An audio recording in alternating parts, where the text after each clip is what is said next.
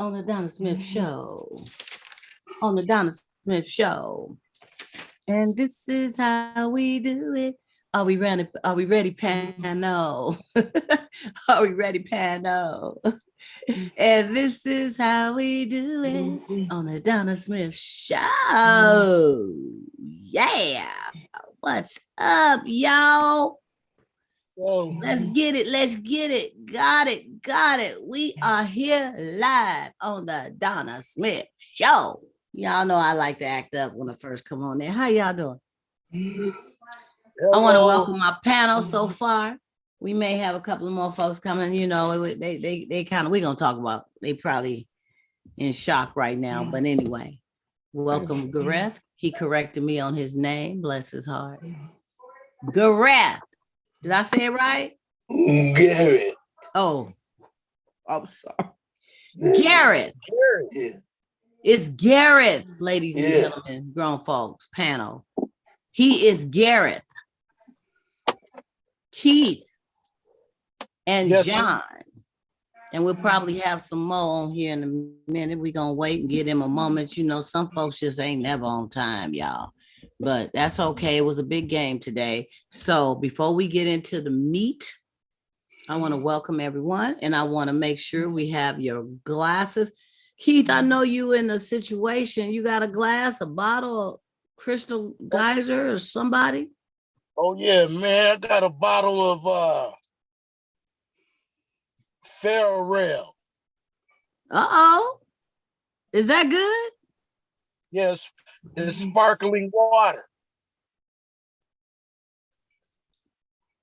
You know, what kind of flavor is it? What kind of flavor?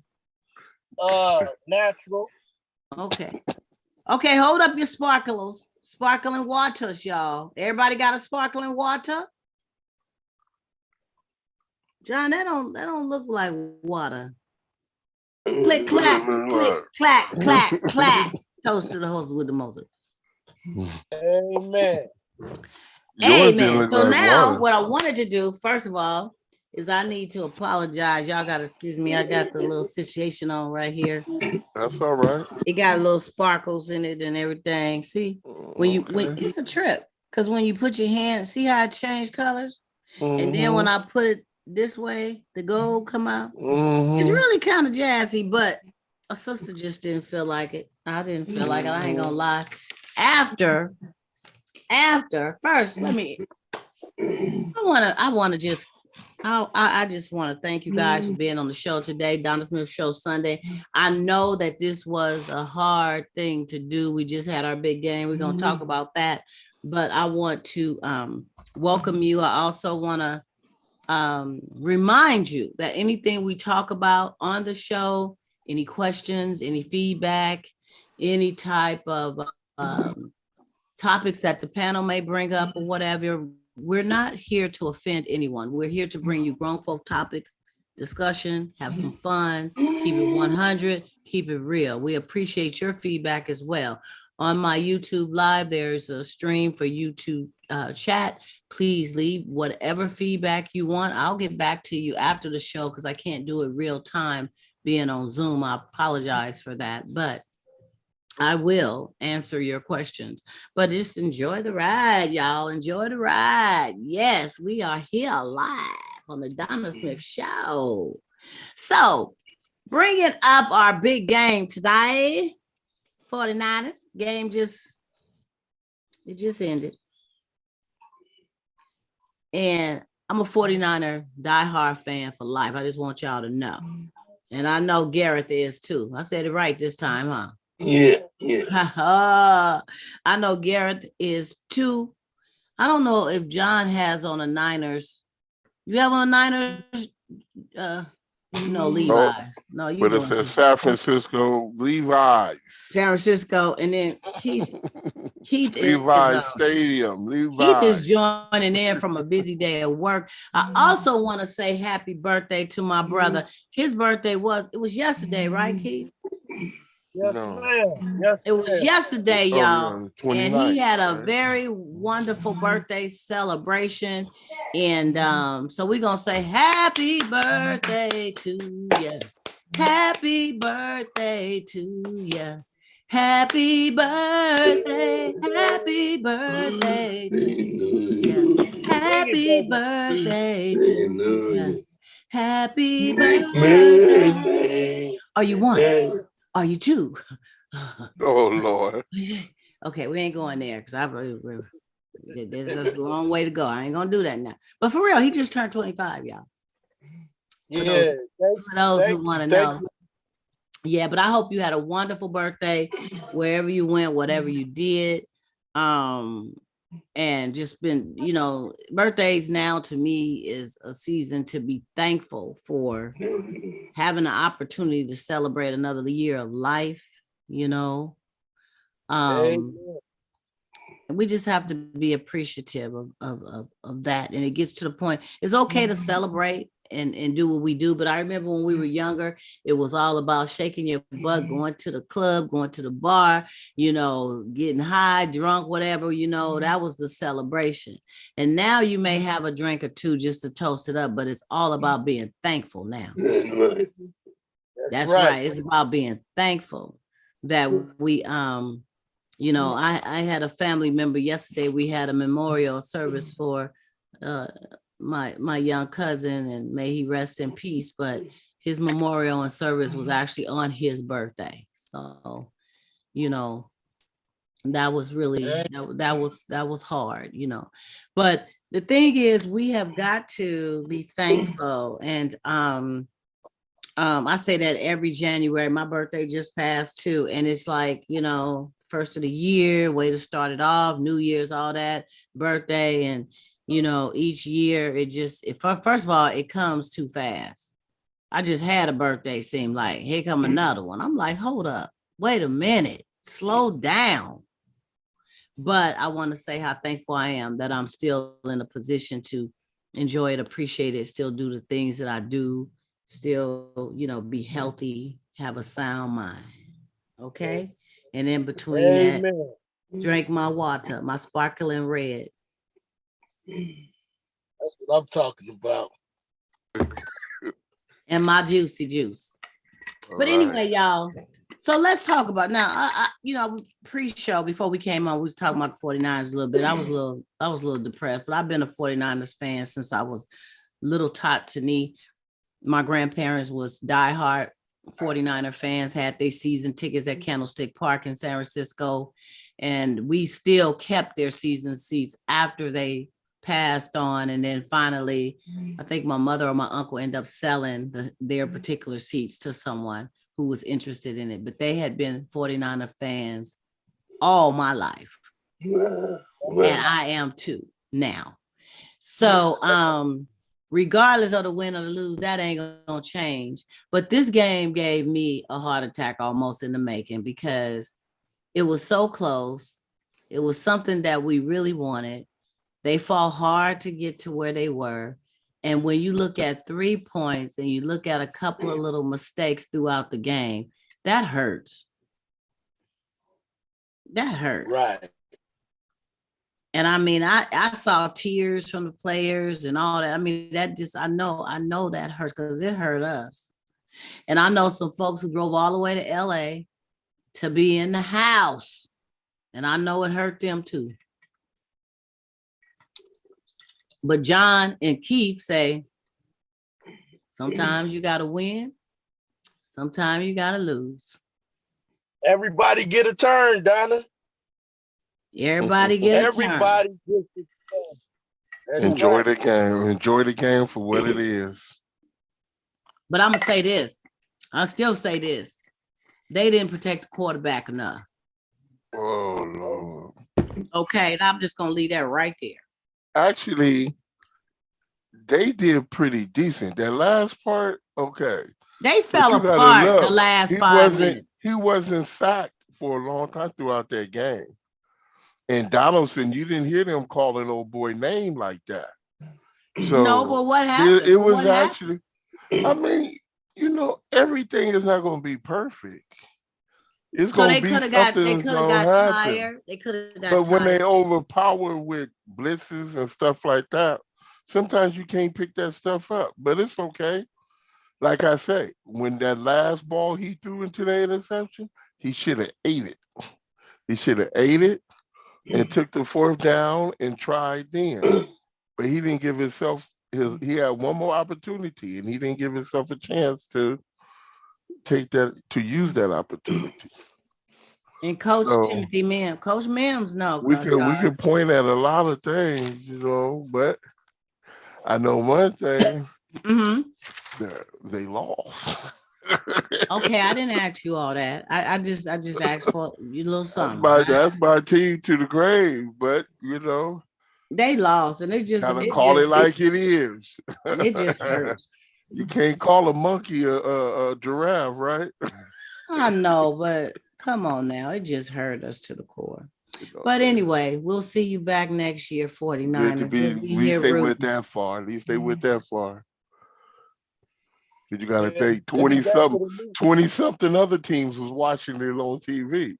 They'll be, Yeah. they'll be back with a new quarterback.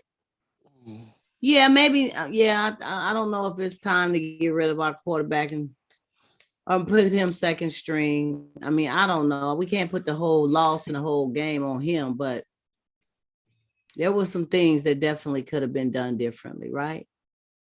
Right, Gareth? Yeah, I mean, Gareth? yeah. I don't know why I want to call you Gareth. Maybe you should It's spell it okay. different. Oh Lord, now she gonna tell him how to spell his name. He say, "Look, Anyway, you can call me Mister, you can call me Sir. yeah, Just maybe don't we should call just me Gareth. Garith." If it was Garith, without No. a doubt, I would say Gareth. But Yeah, that E is throwing a sister off, my brother. Um, Well, he said that's your problem. That ain't mine. That's how I spell my name. All right, moving right along, y'all. Anything you guys on the panel would like to care to share before we move on? Anything on your mind, anything on your gut, anything in your head, anything you want to bring forth to enlighten people? you see what I shared with you Which about one? about uh old boy who was interviewing with who was talking about Dwayne Wade, Yeah, I looked at it. Kwame Brown. You sent it in my messenger, right? Yeah, when he talked about Dwayne Wayne, because Dwayne Wayne's son, Uh-huh. I guess, identifies himself differently, and he went to say that Dwayne Wade wasn't the man of the house or Yeah, the wasn't so, Kwame Brown. Was that Kwame his Brown, name? yeah. Kwame Brown. And I just thought, when we say things like this, especially if we're not in that situation, Mm-hmm. to say he's not the man of his house Mm-hmm. because the boy wore a dress like in It was favor like a or jersey dress or something, yeah right? or to tribute to Kobe Brown, right? And Kobe so Bryant. yeah, Kobe Bryant, because I'm thinking Kwame Brown. Okay. Uh, um, so yeah, so he wore the thing to do that, and old boy made the comment. He said uh, he doesn't level up uh, as a man. He gonna say, Dwayne, you are letting your woman control your house. Uh, talking about uh, he was just saying some really cool things about Dwayne Wade. Okay. And the cool part is, this is a guy dealing with his child and a choice that his child is making. And somebody made a comment and said, you know, instead of Dwayne Wade supporting his child, would he have been better off throwing his child out the house You know, oh, they said then Kawami, would he then be a man if he would have threw his kid out the house and the Mm-hmm. kid would have been feeling a certain way and then slashed his arm and ended up dead? Would that have made Dwayne Wade a man? You Mm. know, see, we don't look at some of the consequences and some of the things that people go through. You can't make your child or anyone do a certain. You try to teach them. You try to give them their Yes. morals. You try to instill with whatever morals or plant them on the foundation that you came up on. But at Yeah. the same time, just as we make our own opinion, you know, our own choices Mm-hmm. and things, you have to respect that other people going to make their own choices as well, you know. Right. So we have to be careful how we approach, especially if it's your kid. I know if my kid, I'm just going to say this. If my son would have came and presented himself, let's just say the same way, I'm not going to stop loving my son. That's my child. I may not agree with what he's doing. I don't have to agree, but I'm not going to do anything that's going to bring damage to myself. I might become more protective because I know how other people are going to feel. And I don't want my son to get jumped and all these type of things because he's wearing a dress, you know. Mm-hmm. But that don't make a person less than a man, or let's just say a woman. It could be a Right. single mother, Exactly. less than a I woman, agree. I you agree. know. And so I thought this brother here, you know, when we're dealing with so many things as I want to say as a nation, black people, you know, we um we don't need to be cut down by one another as being less than and anything else. Right. Yeah, that was uncalled for, I believe, and out of pocket and disrespectful. And people shouldn't be judged or chopped down or made less than, to made to feel less than just because they have a different outlet look on doing something or being a different way. You know, it's a personal choice and decision.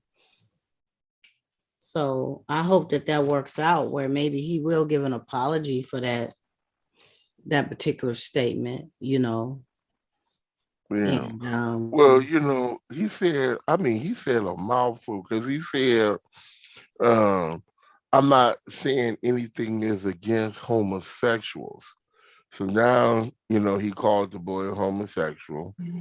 And then he says, but Kobe is a heterosexual man.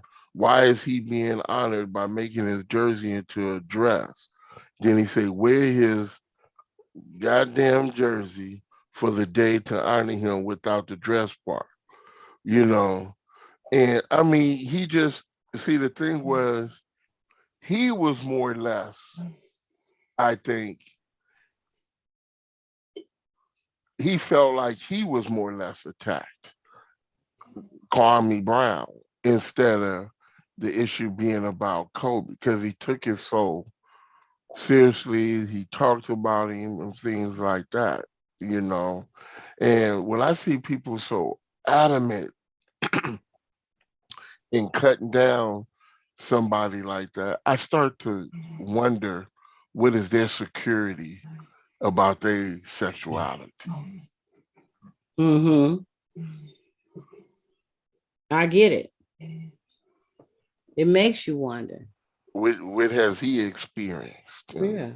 kept in the closet Right. or what have you? Yeah. Interesting thought. That thanks for sharing that thought. I'd like to see how that pans out. If you find out any more information on it, please share and we can talk about it further.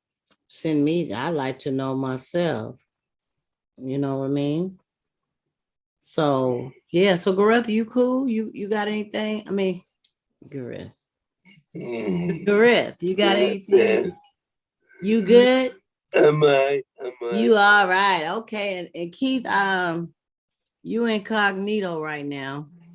I see Yeah, I your see screen you. is. Yeah, I Oh, you. apologize. Yeah, That's I all right. apologize. You good? You ain't got nothing really. That's Oh, pressing. this man, look, this, I've been living.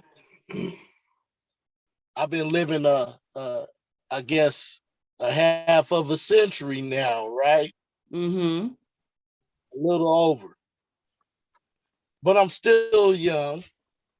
I still feel young, and I'm truly appreciative for being healthy, being spiritually conscious. But the most amazing thing I tell you, you know, we like gauges. We like to gauge ourselves in life. Mm-hmm. And you gauge yourself by many experiences. You gauge yourself by your relationships. You gauge yourself by your successes, your failures. And I'm gonna tell you, man, there's nothing more beautiful than receiving so many happy wishes and happy salutations for for for a day that you survived. You survived a whole nother year. Whenever your birthday is, whatever month, year, day your birthday is, it's survival. That's right. It's a celebration. And Mm-hmm. when people take a part of that in your success and you achieving something that we don't know what each other go through day in and day out, minute in and minute out, week in and week out. That's We don't right. know what people, and when your annual anniversary come and it it it gauges how long you've been living in this life, and you got people cheering you on, people celebrating you, people sharing it with you. They happy for you. Yeah. It's a beautiful thing, man. You It know, it warms your uh, heart in a way that's just unexplainable. oh man, yes, and you can't wait to give it back and share it with somebody on their day, even if it's just Facebook. You know, you know what? Why I like Facebook so much, Why? and because it's like a directory for all people you've known, you've grown with. It keeps you informed. Yeah, it's a lot of negative stuff on there, but it's negative stuff on music and movies and news and stuff like that. But it's a good utilization. It's a good tool to use, right? To stay informed, to stay relevant. You got Instagram, I mean, whatever social media platform you use. But I think for the most part, man, it's beautiful to be recognized and acknowledged, for your own contribution in the circles of your friendship, your family ship, your career ship. It's just beautiful to be acknowledged, man.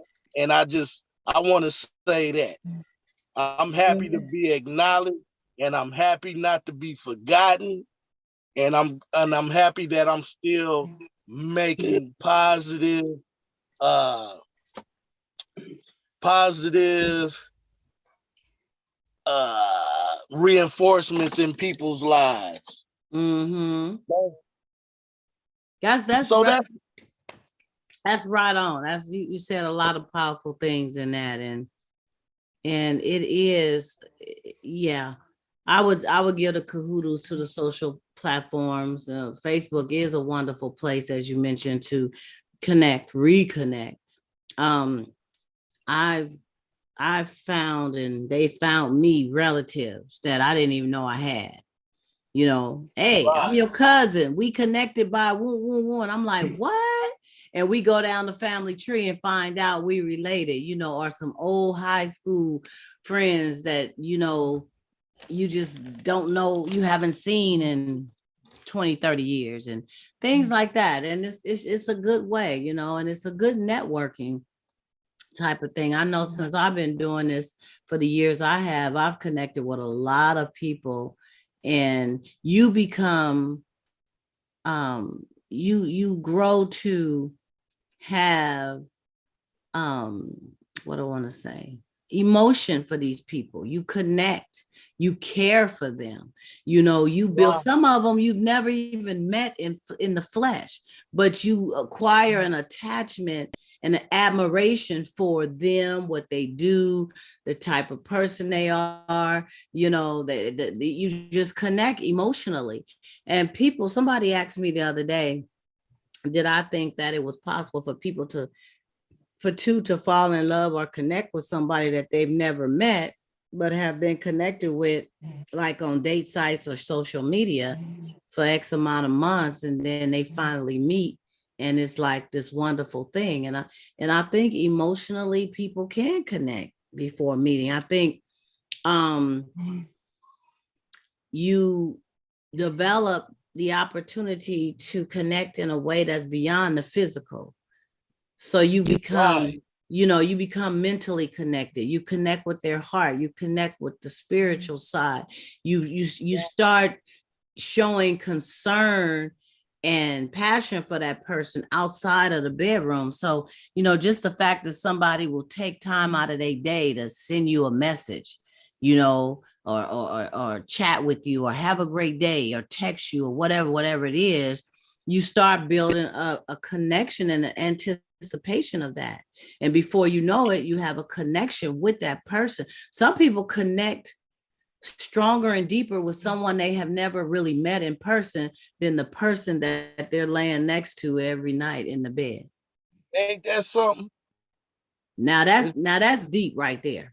yeah, that's I, I've deep. heard I've heard people express that to me. They say I have this strong emotional connection with this brother or sister that I've been talking to and texting and emailing and social media, all that for 6 months now. We're talking about possibly meeting, but I have more of a connection with that person than I do with the person that I'm with right now.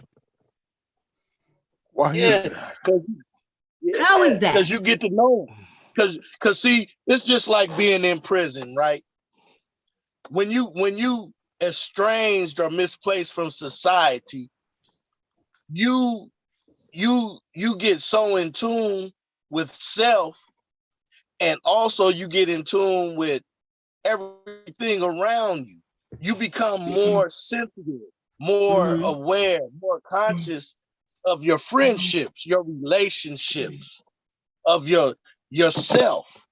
And you don't have all the distractions. You don't have a car to try to attract somebody with. You don't have money to try to attract somebody with. You don't have clothes to try to attract somebody. Mm-hmm. You're dealing with the raw nature of you.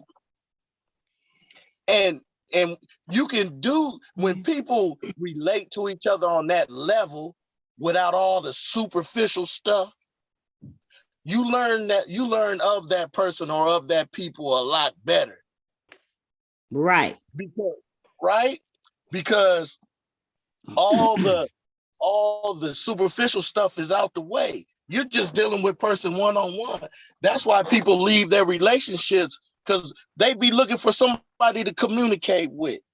They be looking for somebody to pay attention to listen to what they have to say.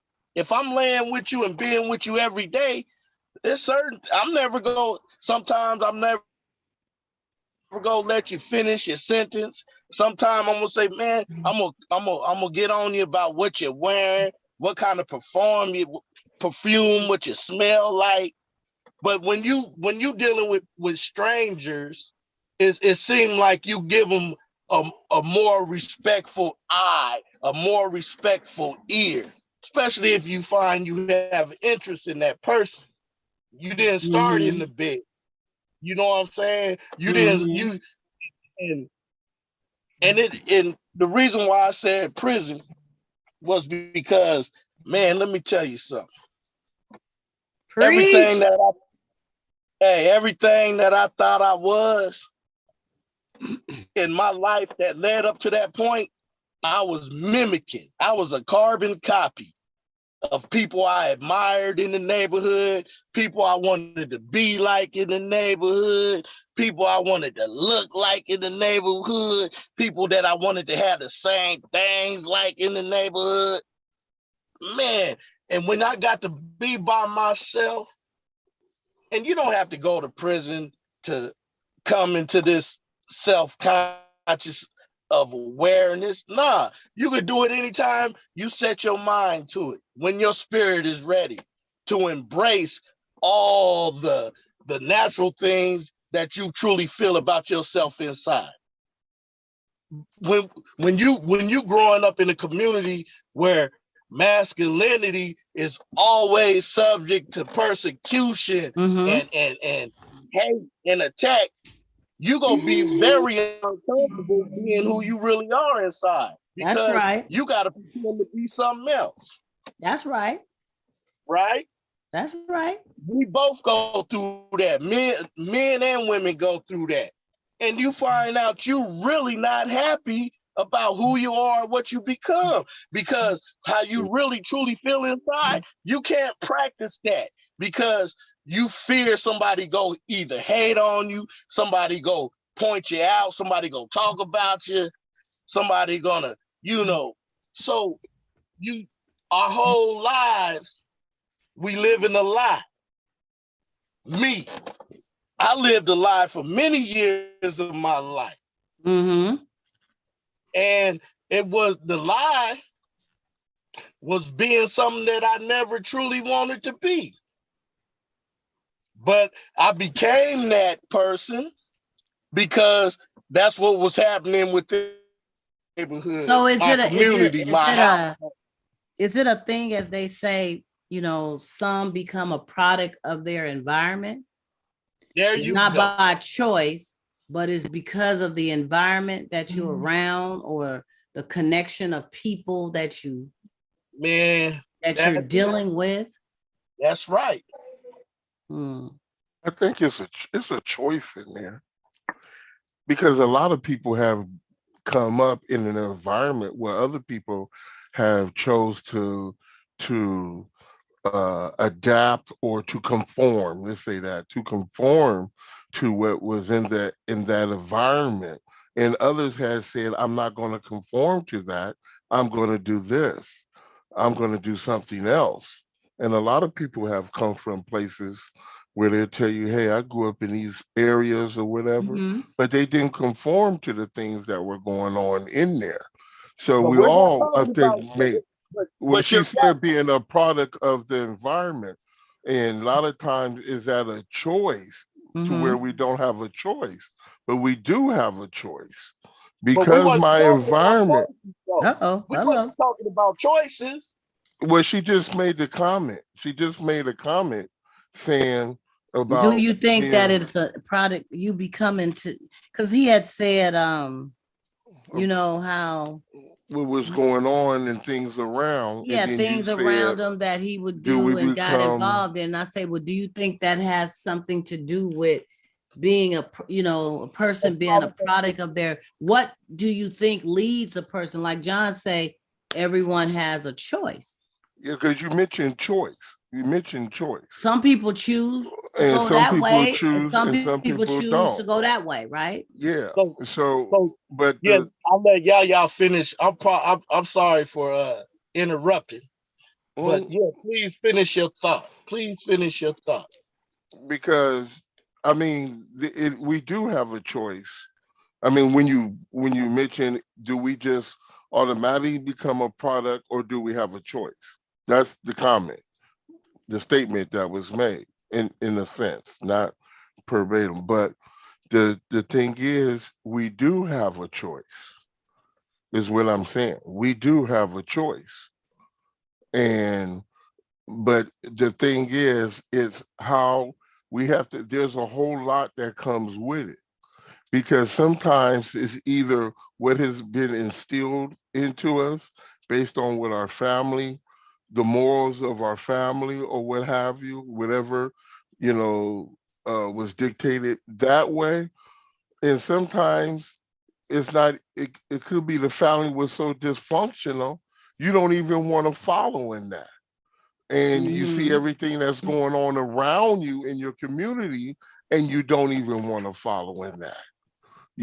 So there we do have a choice. Or we cannot say that I had no choice because of what was going on in my community. But we're not saying that though. No, I'm going by the statement she made. Because when Right. we started out Well, I talking was asking about, a question. Do you think yeah, that Yeah, people that was become a product of their environment? yeah, and then you mentioned, do we not have a choice? but see, Because we don't I never. did that. I'll And piggybacking off of what you said, because you say there is a people do have a choice. yeah, Yeah. because you had mentioned choice.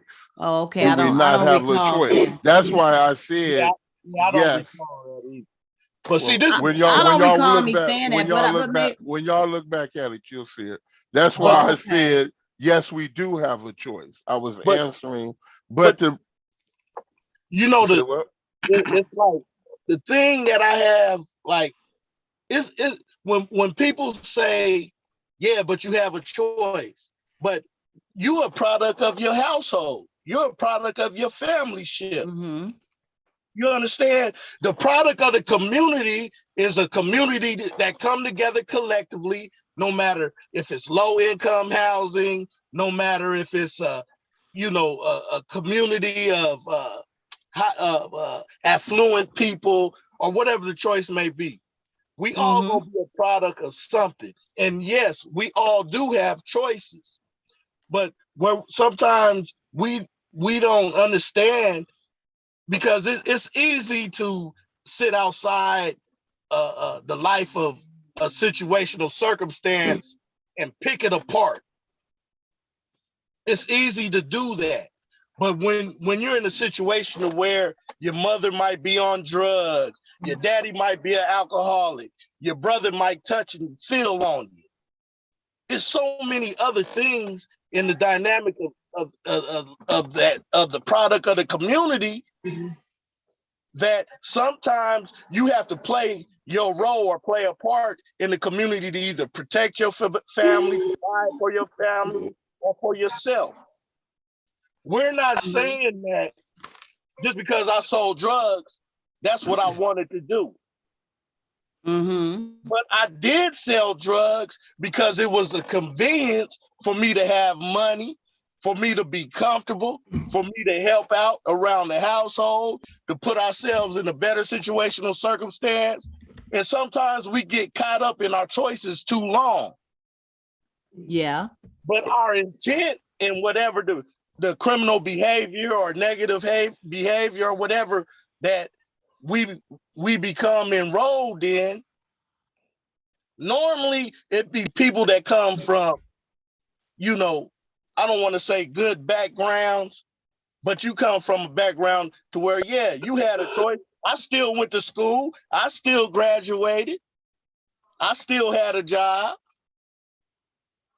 But the illegal activities that I was involved in became more of a priority than the things I knew that I could have had the same successes as having if I would have made them choices or them things or particulars a priority.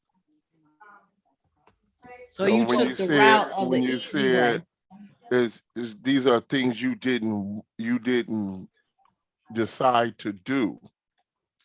No, the things that you might, well, you got to make a choice to do it, right? Okay, no, I did, because you made it. You said something about these are things that you didn't decide to do, and I think a lot of times, I mean, yes, it is a choice, and we can come from a good background, a good. I mean, My father and my parents was nowhere near anything to do with drugs, nowhere in that space. But I made the choice Yeah. that I wanted to sell dope. Right. And it wasn't based off the influence of anything. It was the thought that I had was So who that taught you how to sell dope? in Who taught doing you how to do it? no, you Was it got your environment that no. taught Let, you? let, let me You let had me to, tell you you. had to see from somebody. You had to learn from somebody. Let You me did it tell by you something. yourself. My decision. Let me finish. My decision wasn't based on my environment. My decision was based because the simple fact when I'm dealing with my bills, I'm dealing with the things of life. How can I get some more money? So my thing was, well, shoot, let me sell some dope as well. It wasn't I'm hanging with a group of people and they're influencing me or How anything old was you, of that, Donna? How old huh? was How old was you when you started selling peddling drugs? If that's what you did, Well, let me tell you, from I was selling weed when I was in high school. I was selling weed. But then when I started selling dope, I was in my 20s, my beginning of my 20s, you know? And it wasn't about the people. I was still going to college. I'm still balling, still doing my thing. But I'm thinking, I was thinking of, I wanted not to struggle so hard to pay my bills. Well, okay, let me just ask this right quick before you go on with that. I'm gonna let you. Okay, so what determines if you want to not struggle so hard to pay your bills? What determines getting another second part-time job compared to doing something that's illegal? My time, because I was going to school and I was working, and then later I'm going to school, I'm working and taking care of my kids as a single parent. So what can I do in that timing that didn't require so much time, such as my job in school? And what can I Okay. do? So if I can just do this little side hustle on the side, it's just like if I'm selling chili Fritos and Kool-Aid cups, you know, Mhm. somebody selling, little things, whatever it is on the side.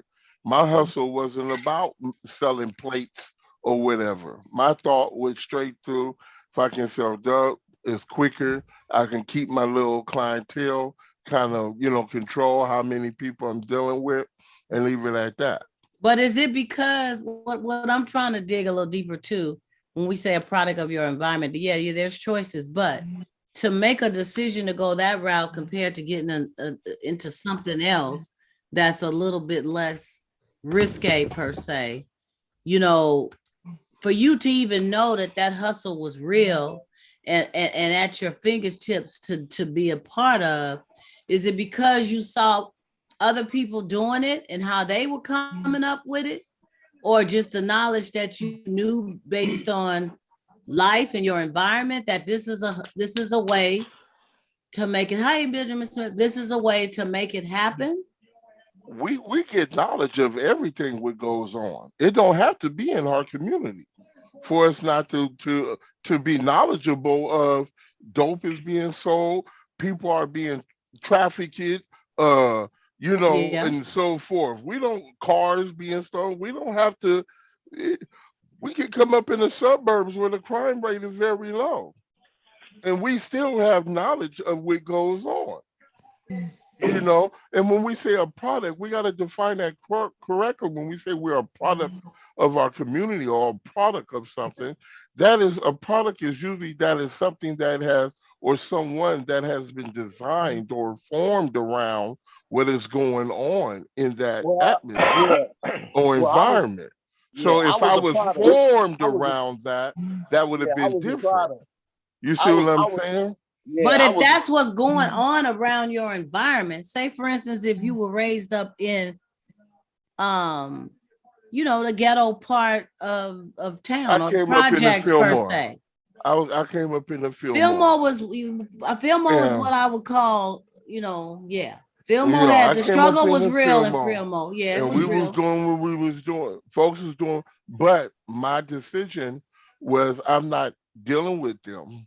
I don't want to do that. So I started doing other things away from it. I was into my music. I would go to the Okay. orchestra. I would go do different things. I would do things that I wanted to do. I would go to Outside the of that. of that But community. you knew in your environment that You know, I these knew things were before that going it on. before that environment was entered, before I introduced, before I was able to go into that environment per se outside of my house, you still learn things. Well, you know, the television doesn't protect us from anything that's going on. The media doesn't.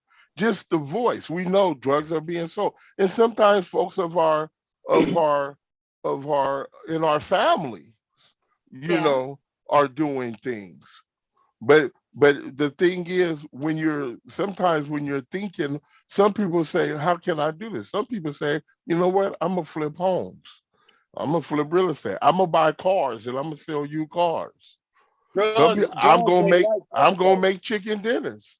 You know what I Drugs mean? ain't like that though. Huh? Drugs ain't like that though. It's no comparison to that's no No, I'm comparison to saying drugs. what people decide to do when they're trying to make when you're trying to make some you want to make some extra money on the side. People, there's so many ways that it can be made, but it's the one that you choose to use as your side hustle. There's so many ways to have a Just side trying to hustle. find out what is it that makes a person decide to go to the left, knowing that there's major repercussions from that, then going to the right where you can still make a little something, but you know it's not going to be no major repercussions. You're not going to end up in jail. You're not going to end up possibly killed. I mean, we don't know. You can get killed not even getting involved with drugs. But I'm just saying, what makes a person's mindset? You're saying, I get what you're saying. It was a quick way. It worked with what your That was the lifestyle mindset. was. I knew it was going to be quick and it was going to be more prosperous, if you want to say. And it worked with what you had going on with And it what worked with what I had going on, Right. If you know. I'm All our approaches are different. If we just say around drugs, some people approach is I'm going to be on the corner, and some people is I'm going to supply the corners. You know, some people is I'm just going to supply my little clientele, little friends I know, family I know. You know, everybody's approach is different. Some approaches are similar, of course, but it's how you have already decided you're going to approach it. And a lot of times, like I say, for me, it was about it worked with my time, it was quick, and the gain was going to be a lot greater in such mm-hmm. a short amount of time.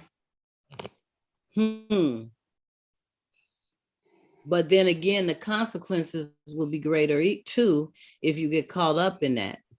But a lot of times we think we so slick, we ain't gonna get caught up. We got a plan in a way. but I'm not gonna do things to a it's not again a yeah, certain way. some people think like that, but it's not always like that. Yeah, that's true. You know, But, some but you know, it's not like who knows best. We only I only know from my own personal experience because I grew up in a drug infested community. My project environment was drug infested. My household was drug infested. And I started peddling drugs, moving pills, moving marijuana, moving alcohol at a very young age. Mm-hmm. So and I don't blame my mother. I don't blame my father. I don't blame the environment I grew up in. But at the same time, I learned how to survive within that particular situational circumstance. Mm-hmm. We've been surviving. I don't care who you are in life. I don't care how successful you is, how unsuccessful you is, how many cars you got, how many houses you got, how good you. We all still trying to survive because enough is never enough. Yeah. But I made decisions from what I knew best because what I was introduced to at an early age. Mm-hmm. I learned to make it work. But that's not saying that I didn't have no good manners or good morals or good etiquettes. No. I just knew that I can be involved in this pharmaceutical trade or be involved in this situation because everybody around me was doing what I was trying to do or doing what I wanted to do or doing what I did do. Or having the things that you wanted to have. Exactly. And in doing so, you know, we become our own network. We become business oriented. We become business owners. Yeah, even though we doing more wrong than right, Mm-hmm. but we learning how to survive. We creating a whole economic system for ourselves, even though it's wrong. And yeah, it is a choice, like Brother Yaya was saying, but sometimes it's not, the choice isn't as easy as one may say, you know, it is. Because a Mm-hmm. lot of us, we do things because this is how we grew up. This is what we Mm-hmm. were exposed to. This is what we've been exposed to, right? And we learn how to survive. And yes, it's consequential. But if you good at what you do, why not, you know, like they say, you know, they go return to old bad habits. Mm. Because why? Because they know how to do it. I know people that been in prison my whole life. They'll get out of prison, go right back. And they keep committing the same act. So it becomes insanity. But they miss so many years in society, they don't know how to do anything else. So it become a disease. It become a sickness. It ain't that they don't want to do better. It's not like they don't want to work. It's not like that they don't want to have a better life, but they ain't confident. They don't have enough courage to do something different because what they always did worked for them. So is that the institutionalized mindset, or? Yeah, but we're institutionalized out here in society. You know, a lot of times it's not the institutional mindset. It's like he just said, this is what I know works. And it had nothing to do with the institution. It had what I was doing on the outside of the institution. And what I was doing on the outside of the institution worked for me. It was easy for me. But if you've been locked up for so long, the institution now works for you to survive. And when you get out here in the streets and in the world, you can't survive in this institution. Yeah, see, a lot of people you have a hard time surviving in the right way. Yeah, in the right way. So they go right back to jail because they do the stuff institutionalized. His life, I have a family member who's institutionalized. Okay.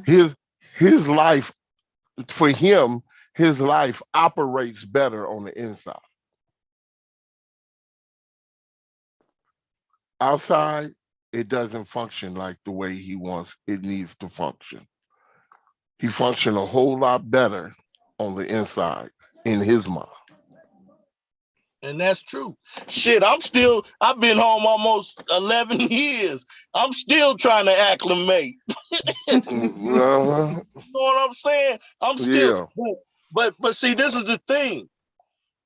You know, we get caught up on words, but we all institutionalized no matter where we at. No matter if you behind the fence or on the other side of the fence. Do you Because think do you think that's true, Gareth?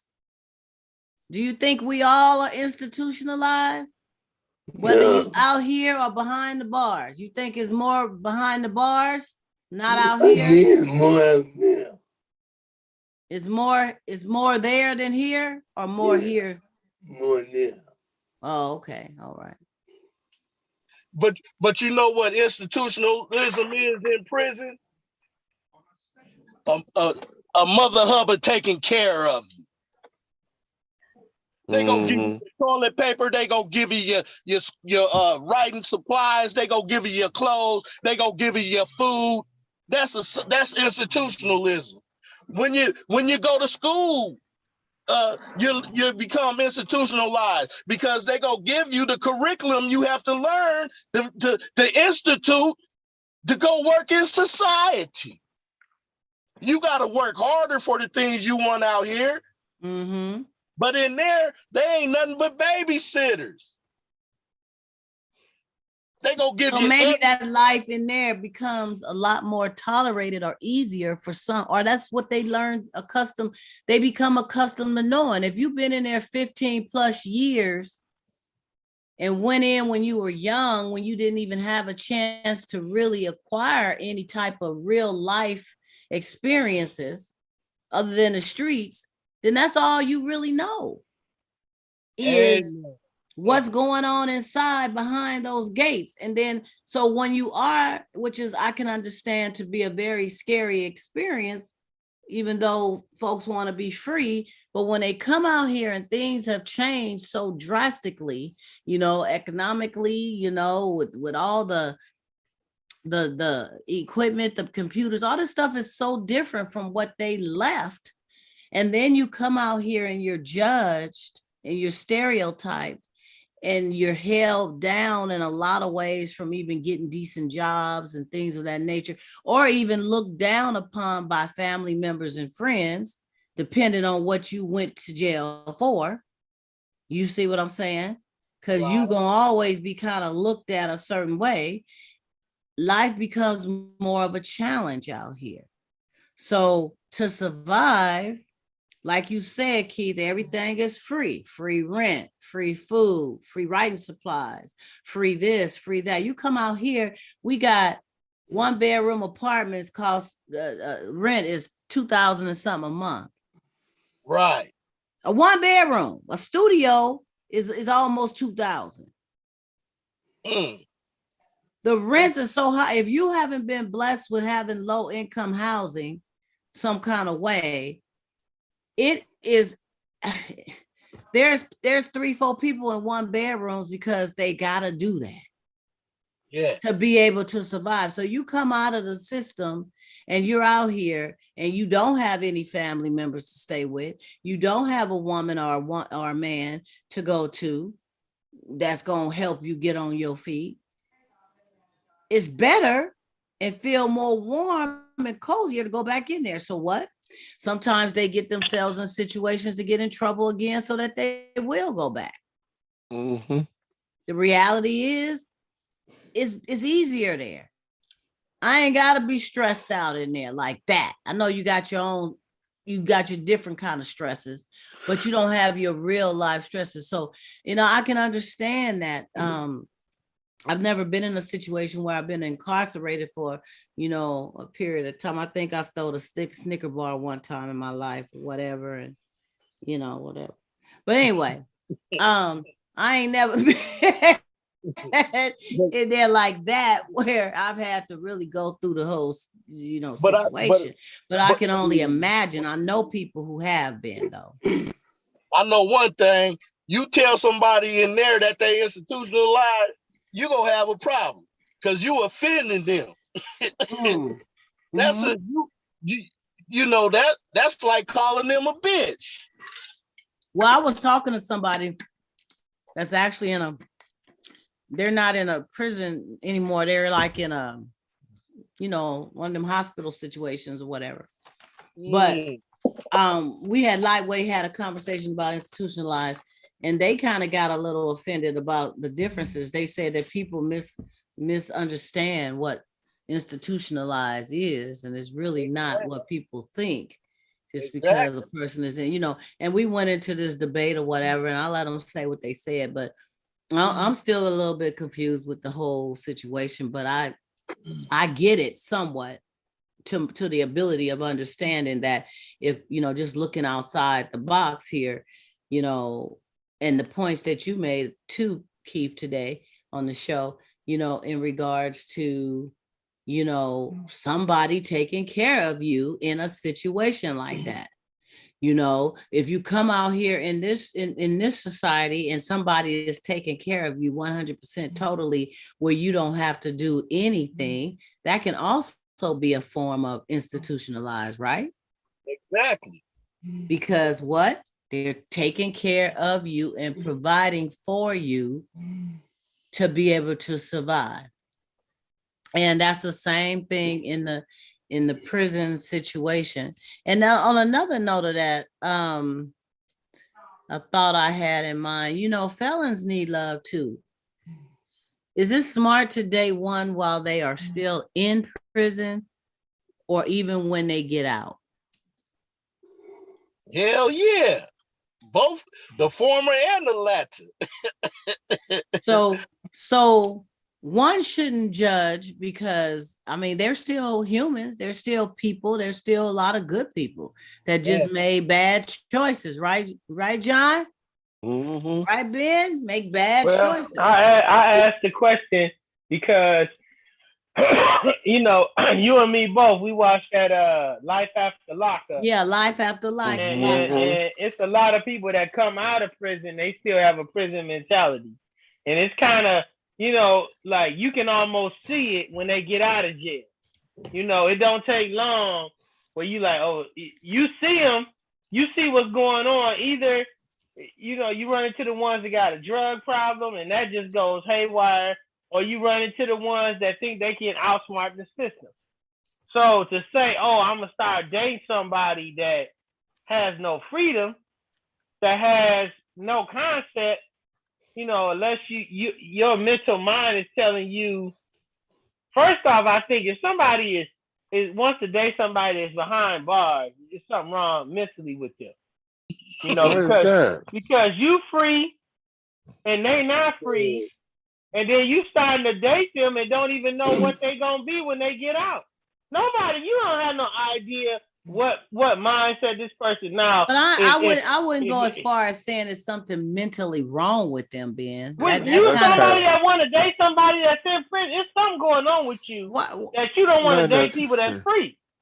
Not necessarily. Yeah, Ben, y'all mean you going hard. I thought you watch the show. It's a lot of people. Yeah, but when you date somebody, it's different. You married to somebody that went to jail and came back, but you starting a relationship with somebody that's locked up in jail. I watched that show, and a lot of them folks, they done pick some who just, even when they were locked up, they weren't trying to do or better themselves. That's what I'm talking about. Let me tell you, ministering, doing my thing over at San Quentin, there's a lot of guys who have gotten with women. We didn't have women even on our ministry team that no longer could be on the ministry team because they started getting involved. Mm-hmm. And these guys just got out and they have a wonderful relationship. So we can't say that these folks, there's a mental issue, because you have some who are still with folks because they were with them when they went in. That's what I'm talking about. Nah, that's different. But there's this group that deals with women who are either married or involved with someone who went into prison, or starting to get involved with someone who's in prison, or it could be the mother of someone who went into prison, or the child, or the daughter or something. Well, it's called 10 Toes In. 10 Toes In? 10 Toes In. Okay. And what they do, they help and talk to, these women about, what it is to be dating someone, and then understanding what is the person doing and things like this. Now, it's just like in our dating outside of the prison. Look here, you gonna get you somebody who act a certain way or act a certain way. That's what you're gonna be dealing with. But when you try to say, I'm gonna try to look more into someone who's aware of who they are, and things of this nature. I mean, that goes in and out. So we can't just say because I decide to date someone who's locked up, I have some mental issue. When we started communicating, we don't know what type of communication or what type of understanding or what type of connection that we have gained. I didn't have no, so that doesn't mean I have a mental problem. Okay, bro. Why would you, being a person out here in the world, marry somebody that's on death row? But see, the thing is, when and this I'm gonna let this refer. This is gonna actually bring back to the original statement you made earlier about being why are we so connected with people who are strangers or whatever compared to the one who's right there next to us. And Okay. the problem is when you have a connection, when you connect, it doesn't matter what is going on.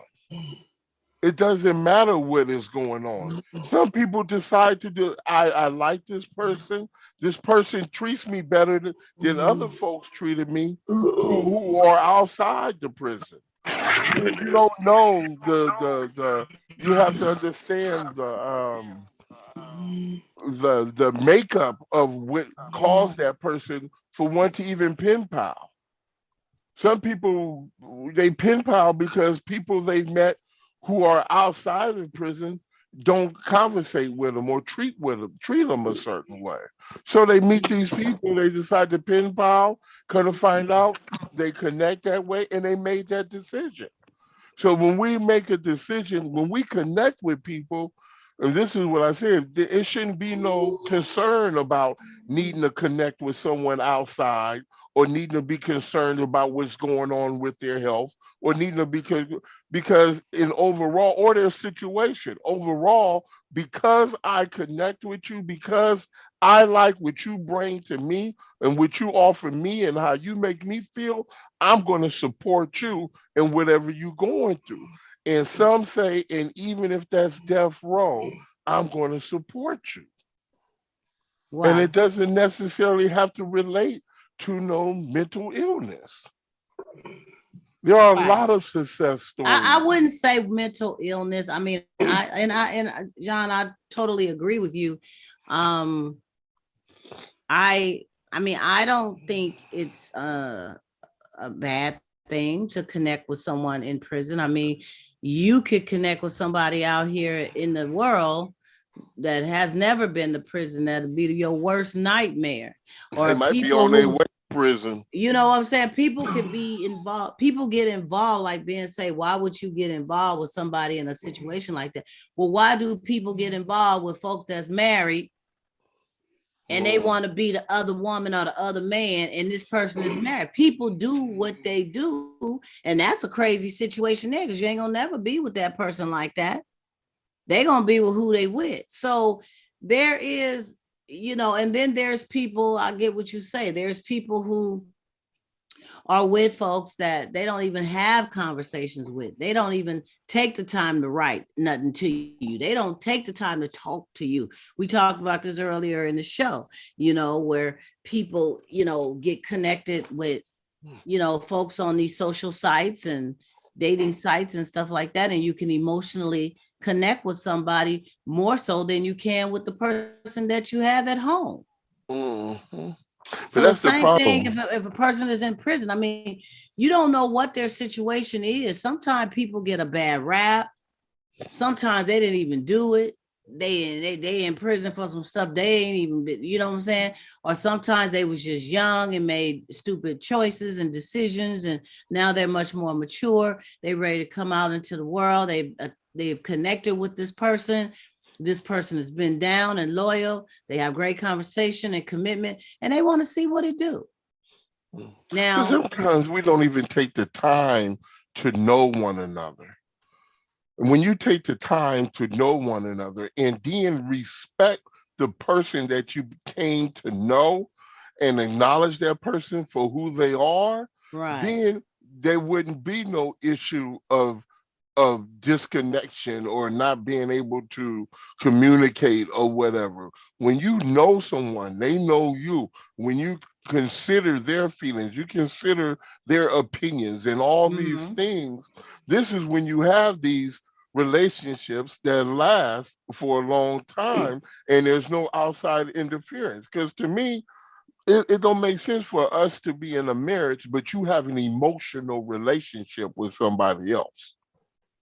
Exactly. But it happens all the time. And then another Well, question not I wanted to ask you men who have daughters, or if you had a daughter, if your daughter had your young adult daughter had met someone that was incarcerated and became emotionally attached to that person, would you be okay with that? I Hell would yeah. want to know what the person is doing with their lives They can't because do much because they in jail right now. no, they can go to school. You no, Or you they can take can. classes in there. Oh yeah, they got some cats. I'm telling you that go up there that study. I mean, I know some cats that speak Greek and Hebrew. Oh, that's You know what I'm wonderful. saying? They done graduated from the seminary. Some of them And done do they graduated actually from get other schools. certificates of They get completions and all some that? get they get diplomas. You know, they Wow. got cats who are doing things. But see, the thing is, what are you doing? Are you just sitting there, let your time go by, or are you taking up? Remember, I shared with you about a family member of mine who is actually, how he's doing it, I don't know, Yeah. purchasing property. Yeah. You know what I mean? I mean, so it depends on what the person is doing. What do you know about the person? What is the person doing with their life now? Would it You depend know, on what they you- went to jail for? it well, that I would want to know what it was because if they have a history of being violent, you know, and maybe caused, I mean, some really bad damage, were they rapists, were they pedophiles? I mean, these are things we have to take in So consideration. you would But want to know what the charges were. I would want to know what are they in for and what are they doing with their life now, because I don't care what you've done. Everybody, we can't say that folks can't have the opportunity to change. Do you still steal sneakers? I Do don't you steal still do Snickers. you I still said Snickers, not sneakers. Snickers? Do you still steal No, Snickers? I That's a don't steal tongue twister. Snickers. Okay, you no longer steal Snickers, right? So I that ain't doesn't telling mean y'all that my person. secrets no more. That don't mean that a I ain't person telling who's you. incarcerated doesn't want to do what they did before. That doesn't mean that they don't want to change their life. And there's a lot who have come out and have been successful. Like this one brother came out of Quentin, and I can't remember exactly. Because I get the Quentin, the newspaper that Quentin put out, but I'm gonna have to look in there and try to find it. But this brother is running some type of business. He got out, did his thing. These people and brought him into the business, and then they done promoted him up to he one of the big dogs. You know what I'm Right saying? on. So we can't judge a person because they went to prison. I mean, if they So go, it would like I be said, okay for your daughter to date him, depending on what's as going long as on. he's not a Keith, would you be pedophile, okay with your daughter? Oh yeah, but I'm gonna do an investigative background. I'm gonna, you yeah, know, I want to know I, what's going on. I just want to make sure that she's making the decision, even though she's gonna make the decision, because I would encourage my daughter to, have independent thinking, independent thought, and you know, I try to support her the best way I can, you know. Mm. Okay. Uh, but she would have to, it would be a decision she make on her own, especially if she's a woman and she's out of the household and she has her own thing going on. But I'll Oh, be so she was concerned. living with you. You say no, huh? Well, it all depends on her age. It's the age factor. Shit, I'm 53 years old. I live with my mama right now. You know what I'm saying? So, Mhm. you know, Well, that's because of situation though, bro. That ain't because of it's it's a lot of things that get cut off yeah, when you come but out. see, I always, for me, the way I look at life, I very seldomly judge people. I very seldomly have a negative opinion That's because right. because of what I've been through myself. My, you And when know, you've been through it, it's easier to relate. Just it's like Gareth. So Gareth, I don't mean to cut you off, Keith. I just want to ask Gareth. Gareth, if you had a daughter, or do you have a daughter? No, no. Okay, if you did, would you be okay with her dating a felon? Man, I have to look into it. You have to look into it. And it may be a little harder for him to relate because you don't have a daughter. You're not a parent, right? So No. you're looking at it from a different scope than someone who Yeah, can really yeah. just think about the situation. Like Ben. Ben, you have a daughter, but she's not of adult age yet, but close to it. And so when she gets to adult age and she say, "Hey, Dad, I'm pen paling with, you know, John Blow that's up in Quentin, and he got about a year more to go, and we really liking each other," what would you say? No, thank you. But you can't stop her. What you mean? I don't have to stop her. That wouldn't happen in the first place. What you mean? Yeah.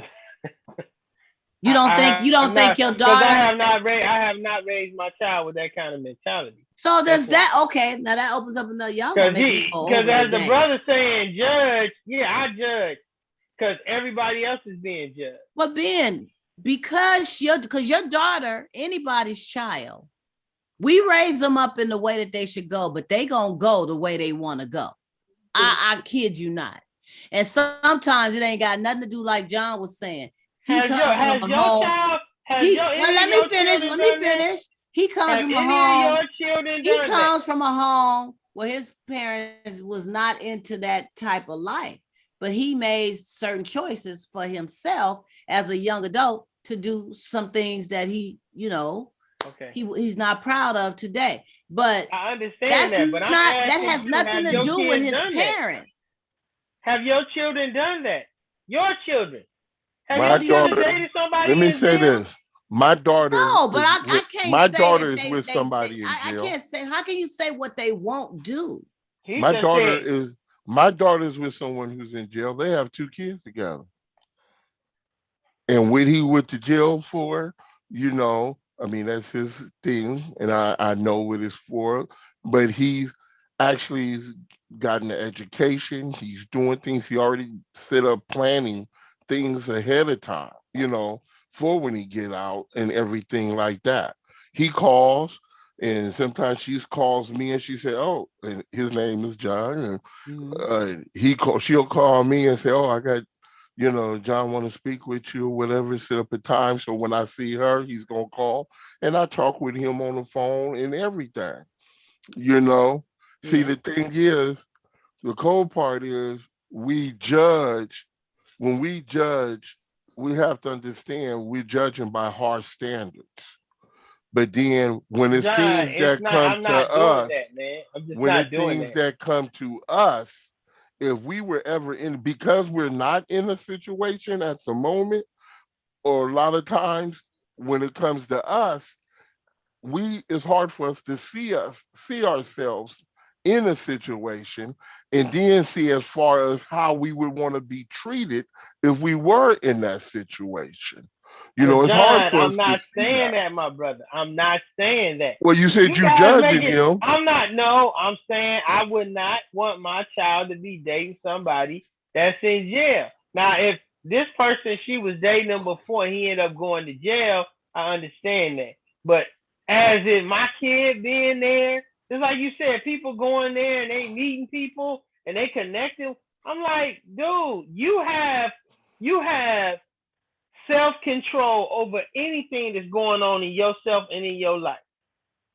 So why would you put yourself in a situation where first off, when somebody comes out, you're gonna have to be the one taking care of them.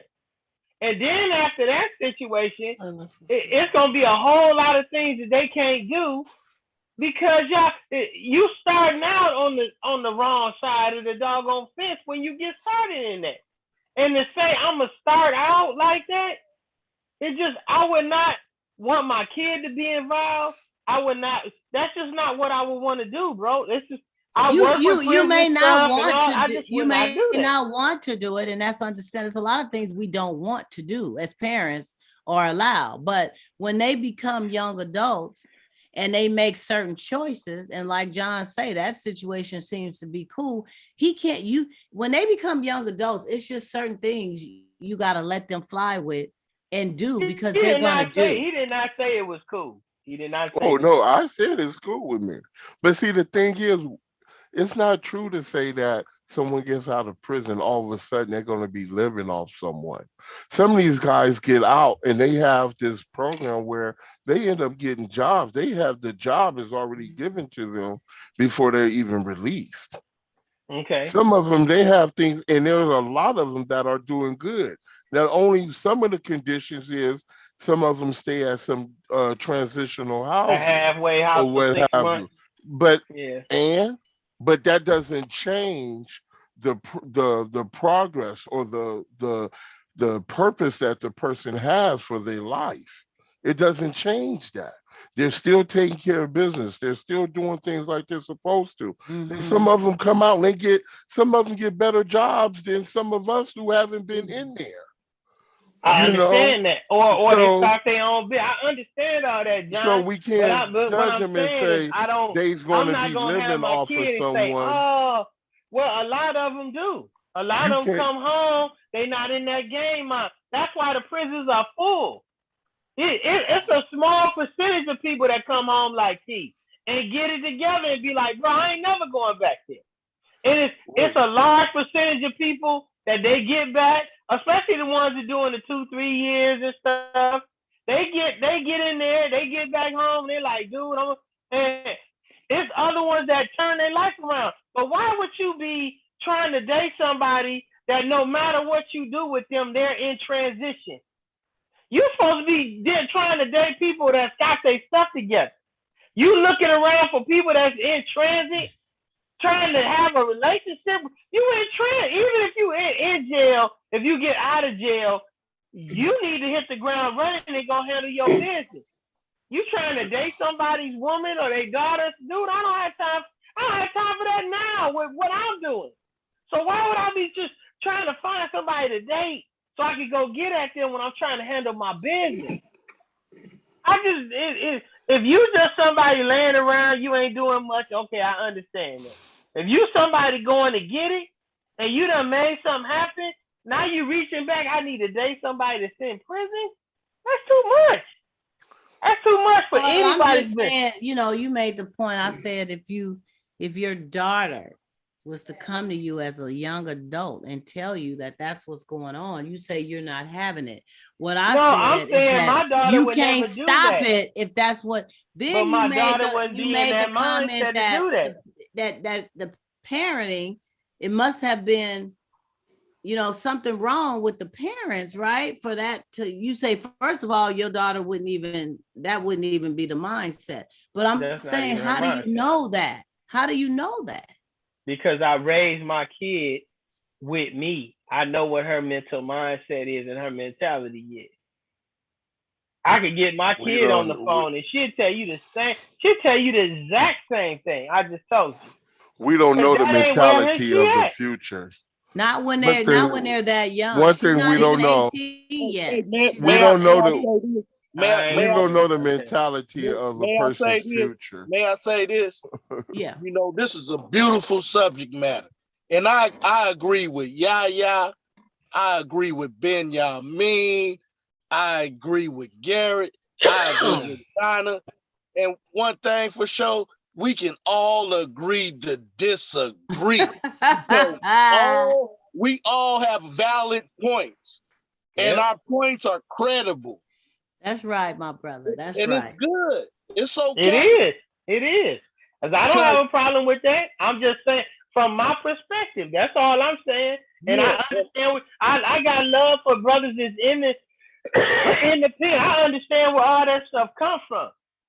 But I'm not gonna have my family is not gonna be around that circle, and I'm not gonna be around a circle. And I ain't putting them. Just like today, we over at my daughter's my son's friend's house. This lady owned property. She owned businesses. She owned property out of state. That's the people I'm putting my kids around. Why would my amen. kid be in a situation like this brother that he was talking about that owned property that's in jail? I'm like, dang, that's questionable. Like, okay. But why would you start messing with somebody that you have no proximity to? That's my whole thing. You got to have some kind of proximity to the person. That's all. To be somebody that you can't get, you just having conversations with, I can do that. But to say this is my woman and this is my man, and they still got 6 or 7 years left. Wow. But I'm just saying when your young adult children fly the nest, they leave the nest and they go out, a lot of things do come back full circle to us that we remember that our parents taught us and reared us or whatever, but they're going to live their own life experiences. And sometimes it's not going to be in line with what we want them to do. I understand that. They're going to bring home a whole different person from what you feel your daughter or your son should even be with at that time. And that may just be a season, but you can't stop it. And they got to learn and grow. So you can't blame yourself. I raised my child a certain way. Why did they choose, Wimpy Woo, and they could have chose PhD Fred or something? I mean, they're going to choose who they choose. No, it's people that's doctors and lawyers. Their mama is a doctor. Their daddy is an attorney, and they gangbang. Yeah. So I'm not saying that. I'm saying that after you got caught with the crime, you doing the time, and you doing your time, and my kid is looking on the web trying to find a connection with somebody in prison. Love after lockup. Oh man, they on the website and they hook up with, oh, he cute, and Sometimes they do be cute. There was a brother in was it Stockton or Sacramento or something? It was either Stockton or Modesto, and his picture got out, and he was on like Wendy Williams. He was a model. He ended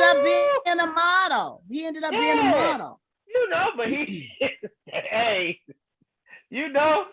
But I'm gonna tell you, some brothers and sisters in prison are entrepreneurs at its finest. And some of them are very talented, very educated, very knowledgeable, and can run empires. And let me tell you something. You know who's in prison? Judges, lawyers, doctors. There you go. That's right.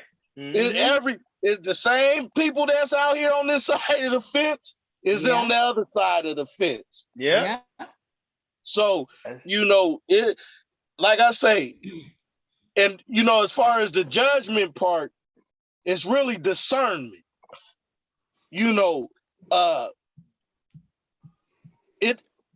It all falls on how a person thinks, what they expect, and how they want their life to reflect, how they want their life to be. Everybody got an opinion, just like everybody got a butthole. That's and right. Your opinion ain't no better than the next opinion. That's right. And if people, you got a value system that is established and set within your family structure, we got to honor that. Plain and simple. Because how you run your thing ain't gonna have no effect on how I'm gonna run mine. There you go. And unless we come in line with each other, then we gotta search each other's side, and we gotta figure out if we can work together. Amen. That's right. Amen. But when it comes to people, we have to understand everybody has their own path. Mm-hmm. Everybody has their own path. We cannot dictate how a person makes choices or the routes that they decide to go in their life. We might try to interfere, but we cannot dictate the choices and the direction that a person follows in their path. And That's we right. can't, and they would never walk the path that was laid out for us, because that path was for us. Mm-hmm. Everybody's path is for themselves. So trying to make a decision, and this goes back to, like I said, with Dwayne Wade earlier, a lot of times all you can really do is not what you wanted. And I'm quite sure it's probably not what Dwayne Wade wanted, but he cannot let that change from who he is, and also not let that change that he doesn't continue to love his child. Absolutely.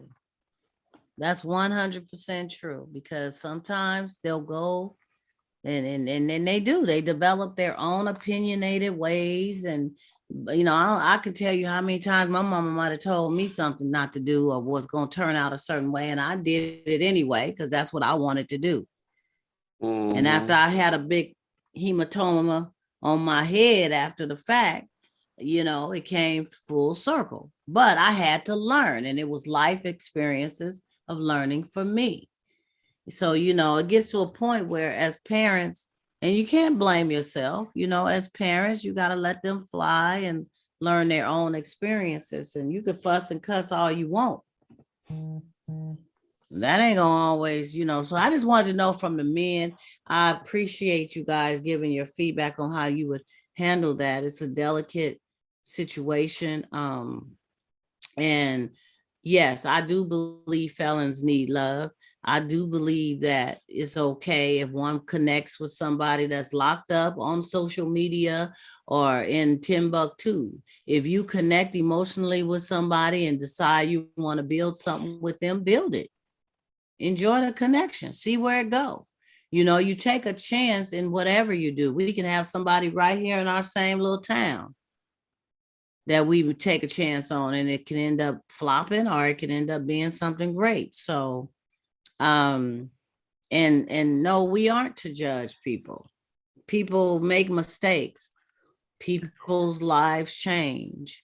you know um it's not right to judge somebody but based on some things they did 20 years ago or 15 years ago when they didn't know no better.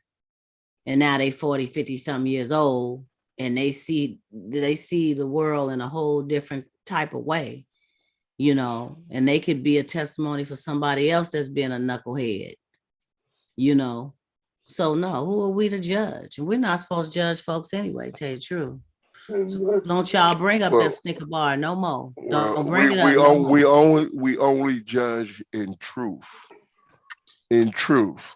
not opinion, not assumption. Not So opinion. if you see me stealing and you constantly see me stealing, you could judge me as a thief because it's the truth. No, I'm gonna call you a thief. I ain't gonna judge you. I'm gonna say you a thief. Because every time I see you, you stealing, and that's what you is. I Huh. don't. Always take you them Snicker bars.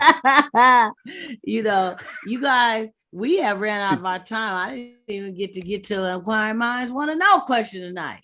What was it? Well, I mean, Clapping, it was, huh? clapping, huh? Clapping, huh? It could have been. Let me see what it was. I had it saved in my thing. Yeah, maybe we With can this bust far, that. get them with this far. And this is how we do it on the Donna Smith Show. On the Donna Smith Show. This Uh, world, while you looking, you know, there's so much going on. People are so messed up in there. We're talking about mental health. You know, you hear about the cat on the Benicia Bridge, drove his car into the barrier on Benicia Bridge, Yeah, and yeah, then got out the car and jumped over the bridge. yeah. I mean, we got so much going on, you know, with folks and things like that around us, and it's crazy. So, I really hope that this country really would get their act together when it comes to treating folks with mental health. Mm-hmm. Yeah, it's yeah, with mental health, because that definitely is a big one. And it's just so sad that people are taking their lives and other people's lives without getting the help that they need. Some people don't even know they have a mental issue and things of that nature. Um, Inquiring minds want to know, and then we gotta go. Inquiring minds want to know. My man wants to Clap, clap, clap, clap, clap, clap, clap all the time. In the morning, mid-afternoon, early evening, and then at bedtime. All Damn. right.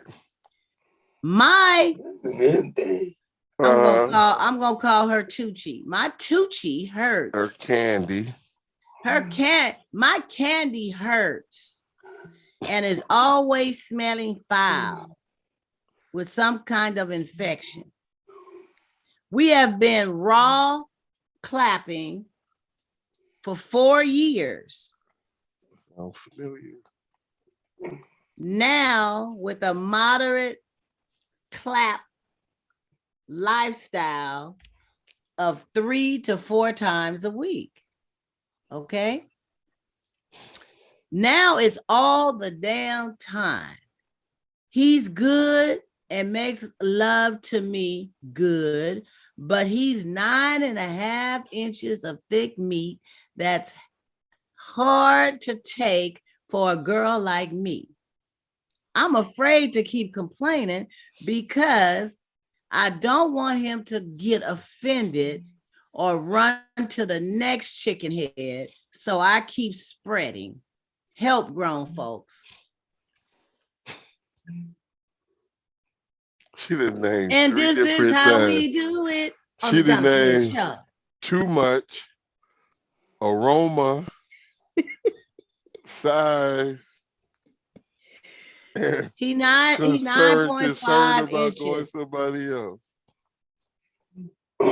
So she needs help because right now he's elevated from 3 to 4 times a week to every day almost. All times of the day. He's just going crazy with it, but he's large. He coming home. So she don't want to complain about it because you get to complaining, right? They may run out and get all that meat to somebody else. So typical woman. So what should she do? Typical woman. Where getting all the love, all the attention, and a big meat, and still complain. Well, some would say that she ain't got nothing to really complain about because but she's saying that she do be smelly though from doing it so much. Is that from doing it so much, or is that from something else? Because that sounds familiar, right? Being about the last one who was talking about the aromas.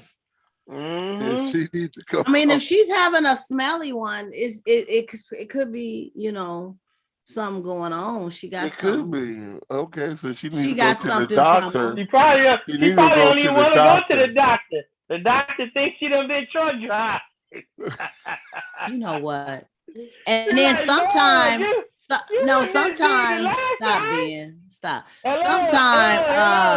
Hello. Certain infections, will get more foul when you are sexually aroused. The smell becomes really bad. Is that true? It's one called bacterial vaginosis. When you get aroused, and when the woman gets excited and moist down there, that's when it becomes really, really, really foul. Moist. So that's why a lot of times that's when a man will smell it even more so, because the more and more she's aroused, the more it gets, fishy. So I mean, she could have something like that going on, but the thing she's complaining that it seemed like more so than the smell.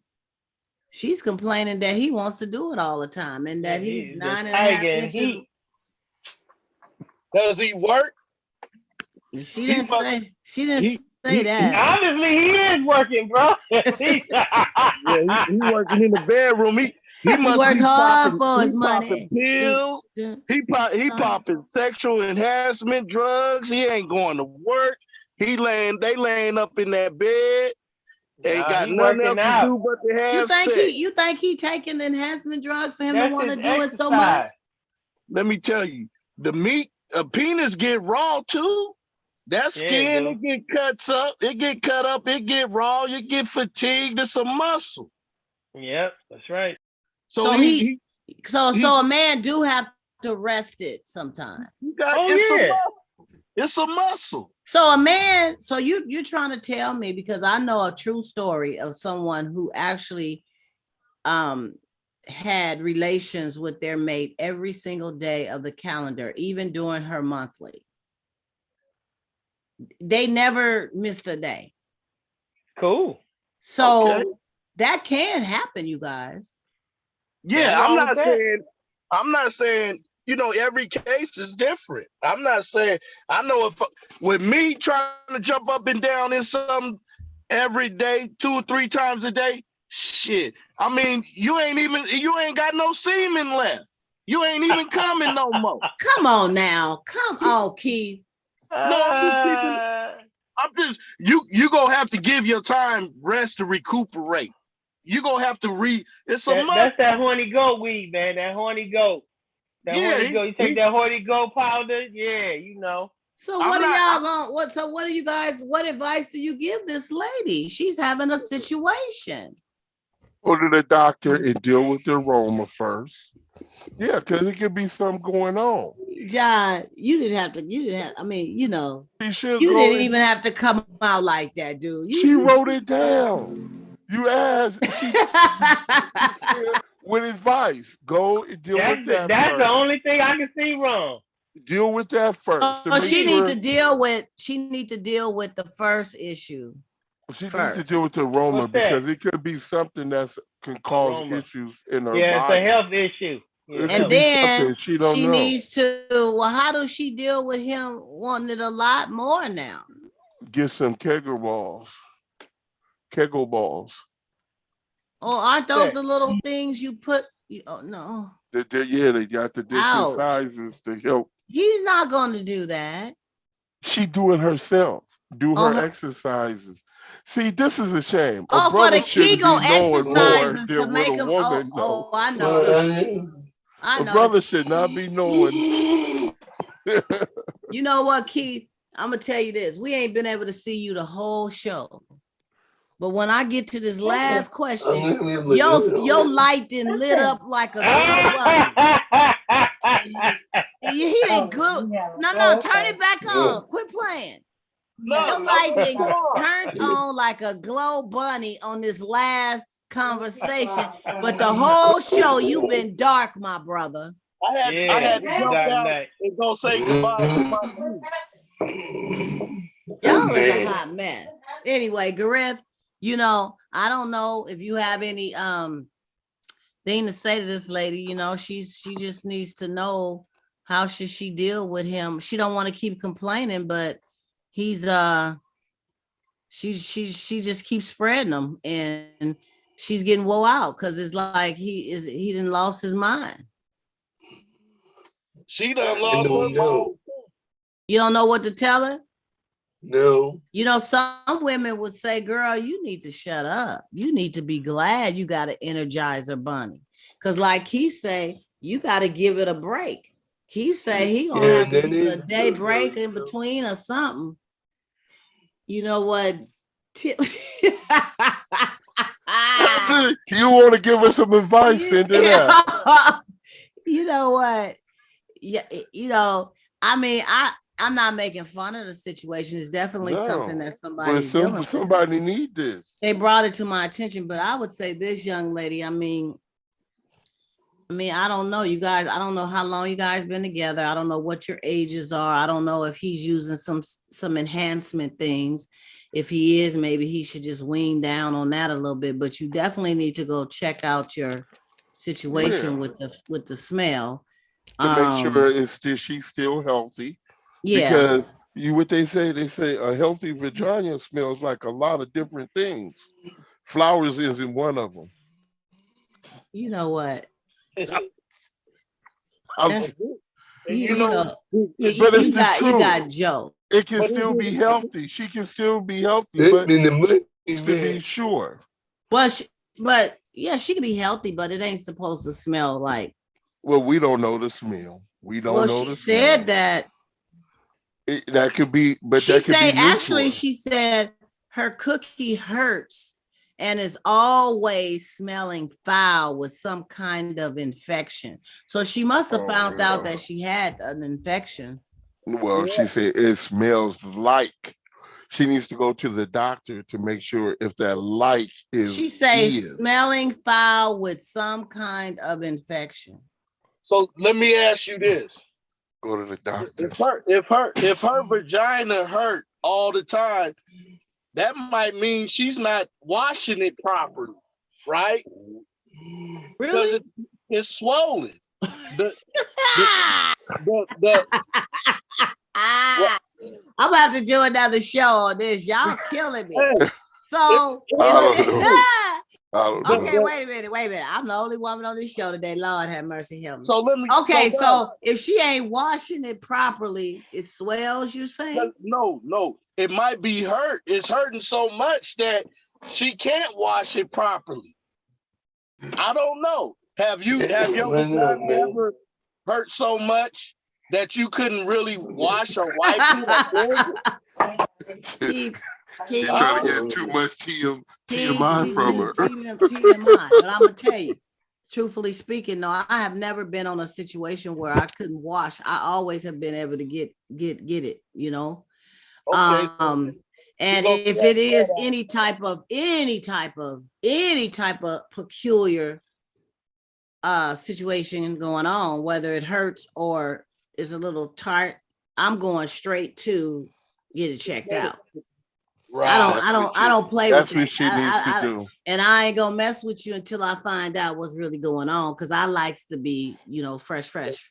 So that's what you So need to the hear fact right that it now. ain't fresh, we can't get down. We can't get down Just until I tell her find that. out why. Tell Hmm? her that, Donna. Tell her that. Tell her that right now. Because I don't I have a just said vagina. it. She needs I to don't go. have You need, baby girl, you need to go and you To the need to get doctor. it checked out, because it's something going on with that. When a woman starts having a foul odor and it hurts down there is certain STDs that causes you to have pain down there, and it stinks. I mean, that's just keeping it 100. I ain't trying to be rude, but that it just do. So it could be something you're going through that you've gotten that is making you really sensitive to the 9.5 inches. I mean, he's been 9.5 inches the whole time y'all been getting down. Y'all was getting down before 3, 4 times a week, and it don't seem like it was size. a complaint then, but now it's a complaint. It could be, yeah, he has increased a little bit. Maybe he's just really turned on by you, and you just got to go get it fixed, sister. You got to go Oh yeah. get that 'Cause checked out, because that one brother said he can't get hard no more. yeah, it affects the situation. I mean, he may sooner or later just, it just, yeah, you got to go She needs to do just that. make sure she's healthy overall. Yeah, and make Go sure there to ain't the nothing else doctor. going on, because Go we to the are doctor. women, and we are internal with our situation, and you just want to make sure you're good. You're good, and you don't have to keep spreading them just because you got to get yourself checked out first. He can wait for a minute, and because you may have to bring home some medicine for yourself and him. So y'all gonna both be waiting 7 days anyway, if you have to. So just tell him you gotta make that appointment, go to the doctor, get it checked out, and get it back fresh, Molasses. girl. Get it back fresh, girl. Molasses to pennies. You- Hey, you know what? My panel, I love y'all. I got to hurry up and get on off this show, y'all, because we could talk forever. That's what Hey, I I love want to about say y'all. something real quick. Oh, I want to say something Lord. real quick. We got one I more like, I thing, y'all. like Don't to, go nowhere. I like Don't go to, nowhere. I like to give a shout out to my family in Detroit. You know, my uncle John Howe passed away No, sorry, this Ben. week. I think it was Tuesday. It was the 27th. And I like to give a shout out to my family and, you know, and everybody out there in Detroit. My cousins and stuff. He had 3 kids, you know, and I just want to give a shout out to my uncle publicly. Yeah. Hey, Rest in peace, Yes, Uncle sir. John. That's All right. amen, Ben. And my prayers and condolences to you and your family. It's been a hard week for us all. You know, I lost a cousin. I lost a really good friend of mine of 30 some years who passed away. Her service was yesterday as well. Unfortunately, I couldn't make both of them. I had a cousin, I had to attend his, but you know, and you know, and I know it's really hard for Ben right now too, because his family is so far away. And you know, you just can't get in your car and make that drive, you know. You got other people to consider, and it's very expensive to fly. So, you know, prayers to you and your family at this time and everything. And if we don't have anything else to add, you guys, I want to let everybody know that we will be back on the air next Sunday, which, can you guys believe it, is going to be February 6th. That's right. That's my cousin's birthday. I gotta remember. yeah, that's my mama's birthday. That's your Oh, mama wow, that's birthday. Okay. All Bob right. Marley's That's birthday. Bob Marley. Yeah. Oh, wow, really? Yes. Yeah. Well, you What know, is that? What is that? What sign is that? Aquarius. February, that's Aquarius. Aquarius now. January 21st, Aquarius started. Okay. So yeah, I was in the Capricorn umbrella, y'all. Okay. But anyway, this is what we do, grown folks. And I want to see you guys back. Thank you for my viewing audience on YouTube Live. We appreciate you. Sorry our show went over, but we just talk about everything. And our conversation, our show tonight was so touching, so great, so informative, you know, talking about the prisons, giving the love regarding our brothers and sisters. And this is just not only for our brothers, because there are sisters out there incarcerated too. That's right. And Right. love after lockup. Love after lockup. If y'all haven't watched that, watch it, because they got women on there. And it's men. Is it men too, or is it just women? Yeah, men coming out. Yeah. Men and women who have found love while they was in prison, and they come out to their new world of mixing and blending. But we know they got to keep the ratings up, right? That's right. Thank you, brother. So Thank you. they don't want it to succeed. They might let a small percentage succeed, but they want the foolishness to succeed more. It's a few of them that didn't go too well, like that brother Dante, was that his name? The brother from LA. The girl went on and married the other girl, and no, he was from Dante is from what about the one Florida. the lady who had the kids and she got with the one guy? She went through his jacket and found some condoms or something. The black couple. I can't think of it. I got it. Ben made I only watched. You know, I recorded, so I'm behind. I just kind of watch it as I can, but it's really. I ain't watched. It's a whole new cast this time. Oh, I don't know, dear. I tell you what, once y'all come watch me, huh? Where you at? We can't see you. You back in the dark again. Where you at? Life after, hey, come watch me. Life after lockup. Come watch me. You know what? Well, we gotta see your. We gotta see your honey too. It's gotta be you and her. You know, it's a couple things. Yeah, I go rent one for the show. There you go. Rent one, because the one he had in Half Moon Bay, he left her there. Hey, it happens. He left her there. So he'll see her. Did you at least give her $20 to catch a cab or something? Hey, John left his in Seattle, so you know how it go. Yeah. Oh, here wow. Yeah. And Gareth got to get back to his. She's over there waiting on you, my brother. Gareth, you all right, All my right, brother? good Rick. Yeah. All right. All right. Okay, folks, see you Yeah. next week. Donna Smith All Show, right. same Later on. channel, Peace, same peace. station. I want to thank everyone for tuning in. Thank you.